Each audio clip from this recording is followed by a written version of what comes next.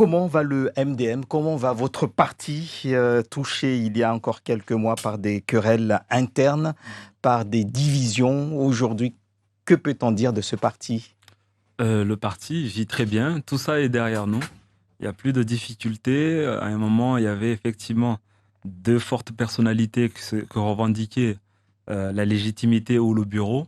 Ça, c'est de l'histoire ancienne. L'histoire a été réglée et en interne et judiciairement. Aujourd'hui, tout le monde est rentré dans le rang. Il n'y a qu'un seul courant du MDM. Et nous sommes réunis, on espère, jusqu'au bout. Il y a toujours des difficultés, mais qui sont mineures actuellement. Alors, on n'a pas beaucoup entendu le parti s'exprimer sur l'opération Wombushu. Est-ce que c'était stratégique? Est-ce que c'était justement parce que tout le monde avait sa vision de la situation? Pas du tout. On a des élus du MDM qui se sont exprimés. Je rappelle que Sola Saïd Soufou est conseiller départemental de Sada Chirangui et s'est exprimé sur le sujet. Je rappelle que Daniel Zaidani également s'est exprimé sur le sujet. Et d'autres, sénateur Hassan Abdallah, MDM, s'est exprimé également sur la situation. Mais Mais avant... toutes ces personnalités Mhm. parlaient pour Daniel Zaïdani en tant que porte-parole du Rassemblement national. Mhm. Soula Saïd Soufou, c'était en tant que conseiller départemental de Sada Chiangui. Mhm. Hassan Abdallah avait laissé entendre qu'il n'était plus trop MDM. Donc, Non, vous ces avez dû mal personnalités. comprendre ce qu'a indiqué le sénateur, mais en tout état de cause, Hmm. sur l'opération Ambouchou, des élus de notre camp, de notre rang, se sont exprimés. Mais je voudrais dire ici, de manière très claire, que le MDM a appelé de ses voeux l'opération Ambouchou. Je rappelle que moi-même, j'étais sur ce plateau avec vous-même au mois de novembre, et j'ai appelé ça l'opération Serval, qui est prévue par la loi, qui prévoit effectivement l'envoi de troupes et de gendarmes et de policiers sur un territoire en pleine crise sécuritaire. C'était prévu et donc on l'avait déjà sollicité depuis plusieurs semaines et plusieurs mois, et je crois que toujours été le combat du MDM, qui est plus d'autorité, plus de république et plus de policiers sur ce territoire. Mais pour compléter ou pour rajouter sur ce que je voulais dire sur l'opération Ambouchou, je voudrais déjà comment dire, rendre hommage à l'ensemble des policiers et gendarmes qui sont sur ce territoire, qui essaient de ramener la paix sur ce territoire qui est demandé par la population de Mayotte.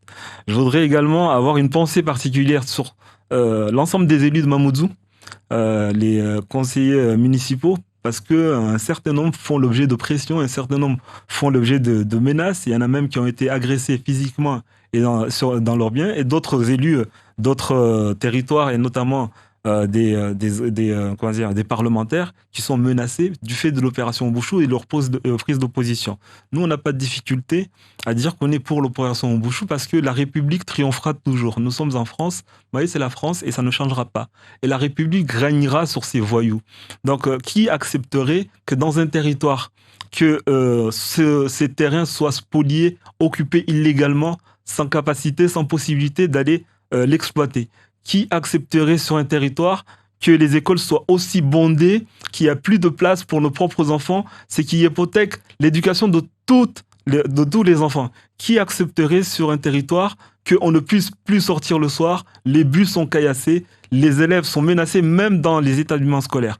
Tout ça, c'est l'opération Ambouchou pour venir mettre de l'ordre dans tout ça. Et donc, effectivement, nous y adhérons fortement. Et je salue le combat et je lui témoigne mon amitié et ma solidarité. Également, Safina, qui a été agressée du fait de Safina, la présidente du collectif, qui a été agressée du fait de ses prises de position. Et donc, nous également, nous disons que, effectivement, nous sommes dans un territoire, nous sommes en République.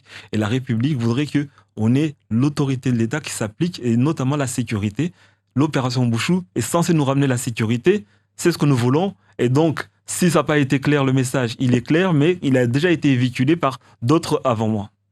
Le 9 juin 2023, vendredi, donc, aura lieu la désignation des délégués des conseillers de conseils municipaux qui vont composer la majeure partie du collège électoral pour élire les 170 sénateurs de France le 24 septembre prochain. Il y a beaucoup de calculs en ce moment, je suppose. Mhm. Est-ce que au MDM, les choses sont déjà claires. Est-ce que le MDM a déjà choisi ses candidats? Absolument. Le MDM est euh, dans le combat. Effectivement, nous cherchons un poste de parlementaire en tant que sénateur. Vous avez indiqué que le sénateur Hassan Abdallah est passé il y a quelques semaines, il y a 2 ou 3 semaines sur ce plateau. Il lui a été posé la question sur son éventuelle candidature et il garde le suspense. C'est Mhm. plus un suspense, Hassan Abdallah n'est pas candidat. Il me l'a indiqué personnellement. Et pourquoi? Pour des raisons personnelles, il faudra exprimer à un moment ou pas. Mais en tout état de cause, le parti MDM a décidé cette année de présenter un seul candidat pour ces élections sénatoriales. Et j'ai l'honneur d'avoir été investi par ce parti pour représenter, pour aller représenter mon parti dans son combat.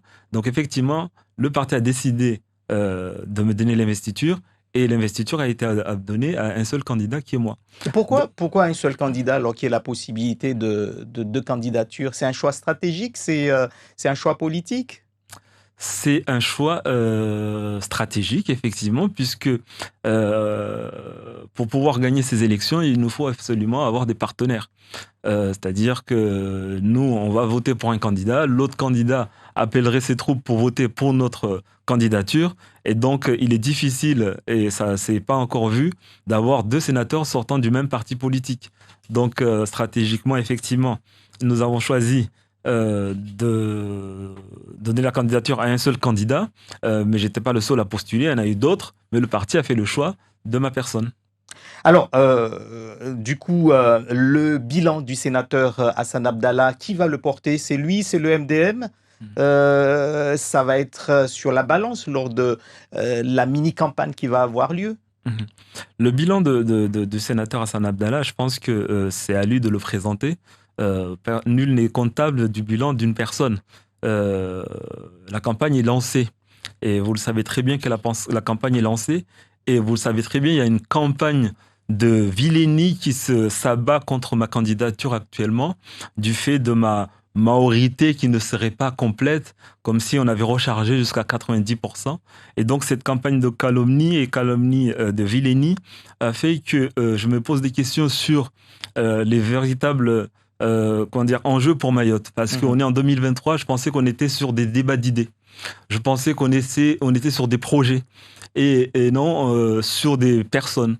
Et donc je constate que certains de mes concurrents usent et abusent de cette campagne en disant que Najim ne serait pas maoré et donc essaie de me salir. Je voudrais rappeler que j'ai été de tous les combats de Mayotte. J'ai embrassé le combat de Mayotte depuis fort longtemps. Je voudrais rappeler que je suis du MDM, le parti qui a fait que Mayotte est aujourd'hui dans cette situation, c'est-à-dire dans la France, ancré dans la France, département français et inscrit dans la Constitution française, article 73, et que nul ne peut changer cela sans avoir consulté les Mahorais. Donc ceux qui me prêtent des intentions malheureuses et douteuses devraient venir argumenter sur ça. Je rappelle également que, et ce qui a appelé, à rappeler également Soula Saïdsouf, que dans notre parti, nous voulons en plus de cet ancrage dans la Constitution, mettre un verrou constitutionnel que nul ne peut changer cela, le statut de Mayotte, sans la consultation des Mahorais et en plus des natifs de Mayotte. Nous voulons en plus ce verrou-là pour vraiment sécuriser les choses. Et donc, je suis de tous les combats. Je vous rappelle, quand il y a eu la crise de la vie chère, j'ai été l'avocat qui défendait le Maoré qui a été agressé pendant cette période-là, qui a reçu un coup de flashball. J'ai été l'avocat pendant la crise de la tête de cochon, si je puis dire, quand on a jeté la tête de cochon dans la mosquée de Zaoudi l'Abattoir. J'ai été l'avocat qui portait toute cette population indignée par cette situation. J'ai été l'avocat d'un certain nombre de personnalités sur ce territoire. Tout ça pour dire que le combat, j'y suis à travers ma profession, à travers mon combat politique au sein du MDM. Et donc aujourd'hui, on ne peut pas venir en 2023 avec des personnes intelligentes qui sont candidats pour être sénateurs, utiliser d'arguments aussi bas. Alors justement, vous avez anticipé une de mes questions par rapport au fait que vous êtes la cible d'attaque, comme tous ceux qui ont des origines régionales ou on doute de leur maorité, comme vous l'avez dit ici, sur les réseaux sociaux, mais pas seulement. Ça ne sera pas donc un frein pour vous, pour votre candidature et pour Cer- défendre? Certainement pas. Comme je l'ai dit, moi, ce combat, je l'ai fait mien. Ce Mhm. combat-là. Si aujourd'hui, vous m'invitez sur un plateau, si aujourd'hui, je m'appelle Nadjim Amada, je suis avocat, j'ai été bâtonnier, j'ai été président du Conseil régional de discipline des avocats. Enfin, je suis sans prétention quelqu'un sur ce territoire, c'est grâce à Mayotte et c'est grâce à la France. Et donc, c'est juste un retour des choses. Donc, moi, j'aimerais certainement pas retourner dans le giron comorien pour aller manger des cailloux. J'aimerais certainement pas retourner dans le giron comorien pour que mes enfants n'aient pas de scolarité. J'aimerais certainement pas qu'on retourne dans le giron comorien pour ne pas avoir de sécurité. Donc aujourd'hui, on a un territoire qui nous a accueillis, qui nous a fait ce qu'on est. On ne peut pas, comment dire, on ne peut pas douter de la sincérité des gens sous prétexte que ne seraient pas nés là ou ses parents sont pas nés là. Je rappelle qu'il y a d'autres candidats qui ont des origines. Je rappelle que d'autres personnes avant moi ont embrassé ce combat, je dirais, sans difficulté, comme Henri Jean-Baptiste, comme Mouchoula et d'autres personnes. Donc, il faut quand même, en 2023, compte tenu de la situation de ce territoire, le territoire est en feu et malade, on ne peut pas se permettre, se payer le luxe d'éliminer des candidats sur des prétextes aussi nuls. Alors, l'autre sénateur qui est en lice et qui est candidat, le sénateur Tani, est aussi là. Il a lui aussi un bilan à défendre. Il est aussi candidat, mais je pense que il viendra ici défendre son bilan. Mais qu'est-ce que vous retenez dans l'ensemble de la mandature, la dernière mandature des sénateurs de Mayotte en tant que citoyen, en tant qu'observateur de ce qui s'est passé durant les quelques années de mandature du sénateur Hassan Abdallah et du sénateur Tani.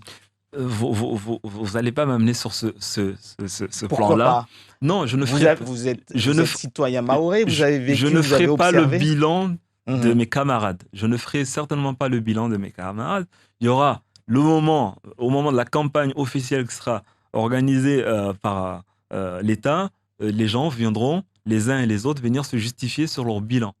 Ce que je peux constater, c'est que la situation va de plus en plus mal pour le territoire. Ce que je peux également constater, c'est que les sénateurs représentent les collectivités et les collectivités ont des difficultés sur le plan financier.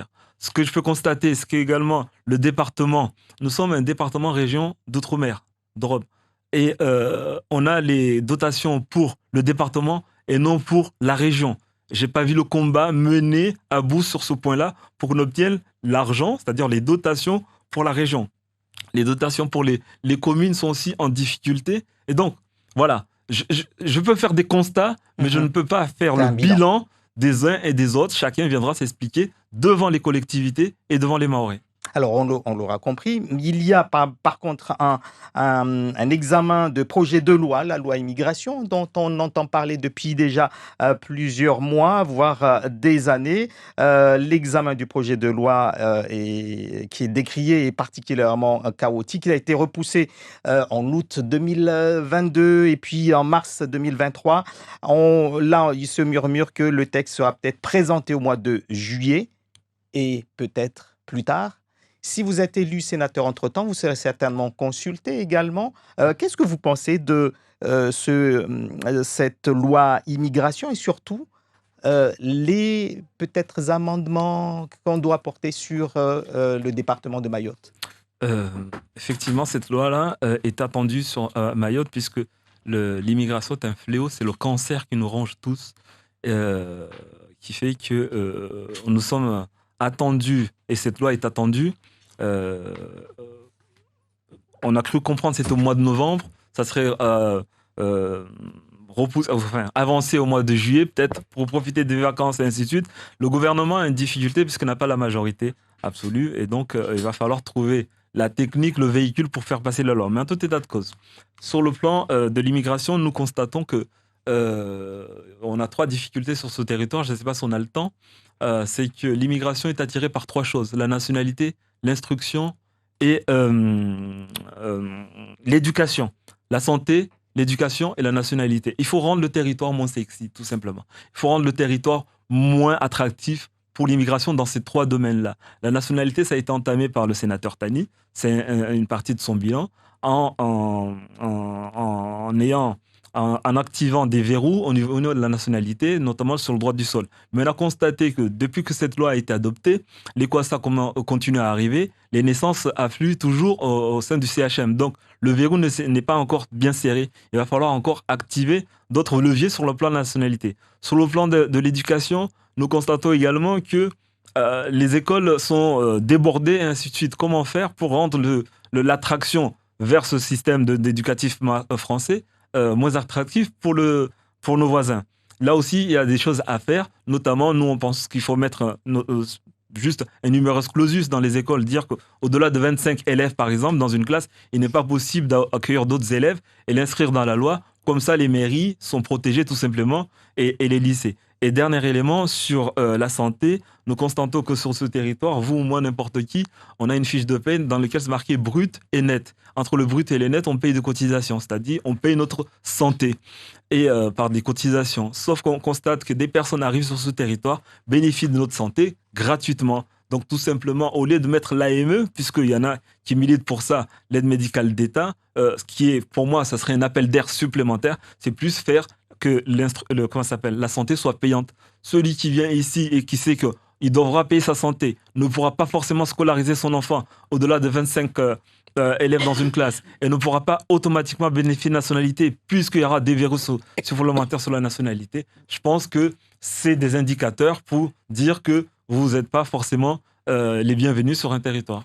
Merci beaucoup, Nadjim Arada, d'avoir été l'invité de Zakoli. On aura le temps de développer tout cela lorsque l'on sera dans la période de campagne électorale, donc pour les sénatoriales. Merci à vous.